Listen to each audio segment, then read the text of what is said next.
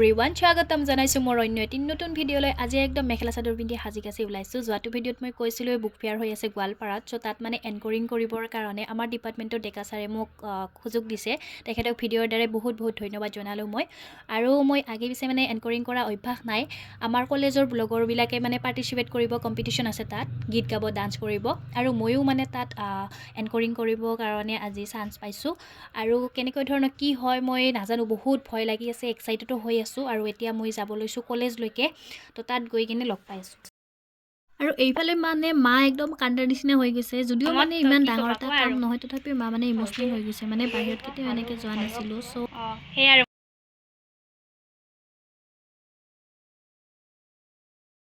আৰু এয়া হল আমাৰ ডিপাৰ্টমেন্টৰে মানে ডেকা ছাৰ সংগীত জগতৰ লগতো বহুত মানে ভালদৰে জড়িত ছাৰ কিবা কৈ দিয়ক দুখাৰমান এও মোৰ ছাত্ৰী আৰু এও এইবিলাক কামত খুব আগ্ৰহী আৰু আজি এংকৰিং কৰিবৰ কাৰণে আমি গোৱালপাৰা কলেজত গৈছোঁ অসম প্ৰকাশন পৰিষদৰ পৰা এইবাৰ গোৱালপাৰাত গ্ৰন্থমেলাখন কৰা হৈছে আৰু তাত সাংস্কৃতিক প্ৰতিযোগিতাৰো আয়োজন কৰা হৈছে মহাবিদ্যালয় আৰু উচ্চতৰ মাধ্যমিক বিদ্যালয়সমূহৰ মাজত আৰু আজি আমি দুধনৈ কলেজৰ পৰা হৈ গ্ৰন্থমেলাত আমি সাংস্কৃতিক সন্ধিয়াৰ প্ৰতিযোগিতাখনত অংশগ্ৰহণ কৰিম ধন্যবাদ আৰু সবে এতিয়া নিজৰ জেগাত বহি ল'লে আৰু আমি গৈ আছোঁ এতিয়া বাছত ধুনীয়াকৈ এইফালে মানে ইহঁত দুজনী গীত গাব এয়া নৱনীতা আৰু এয়া চিত্ৰা খুব ধুনীয়া গীত গায় তো আজি ইয়াতে গোটেইবিলাকে আহিছোঁ আৰু গোৱালপাৰা কলেজখন আজি ফাৰ্ষ্ট দেখিলোঁ ধুনীয়া আপোনালোককো দেখুৱাই আছোঁ এবাৰ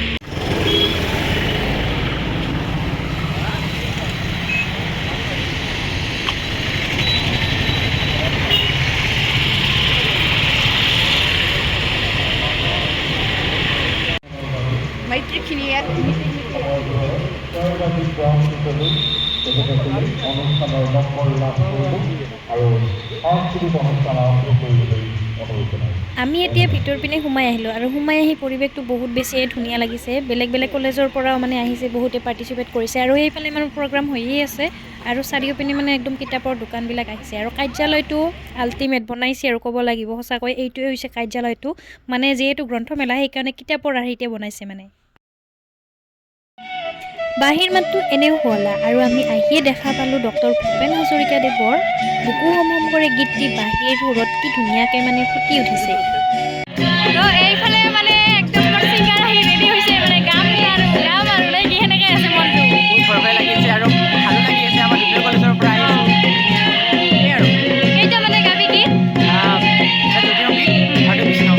আৰু মানে এটা ভাল লগা কথা ইয়াতে আহি মানে ময়ো কবিতা আবৃত্তি কৰিম বুলি ভাবিলোঁ হয় নেকি ছাৰৰ পৰা এটা কবিতা ল'লোঁ আৰু বহুত ভাল লাগিছে কবিতা আবৃত্তি কৰিলোঁ আজি আৰু আমাৰ হ'বই আৰু আৰম্ভ ন আৰু 10 মিনিটমান আছে ইয়াতে অলপমান ৰেষ্ট লৈ আছোঁ আৰু তো এতিয়া আমি গোটেইবিলাকে মানে ইয়াতে গ্ৰীণ হাউচত ৰেষ্ট লৈ আছোঁ আৰু যাব ৰেডি আৰু ফাইনেলি এয়া মই মঞ্চত এনকৰিং কৰি আছোঁ ভয়ে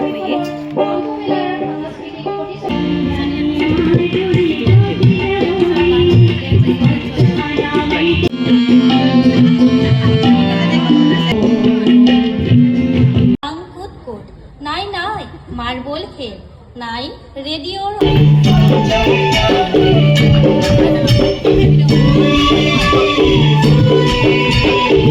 এয়া আমাক একোটা কেক আৰু ফ্ৰুটি দিছে ইয়াতে খাবৰ কাৰণে আৰু এতিয়া আমাৰ হৈ গ'ল যাব লৈছোঁ এতিয়া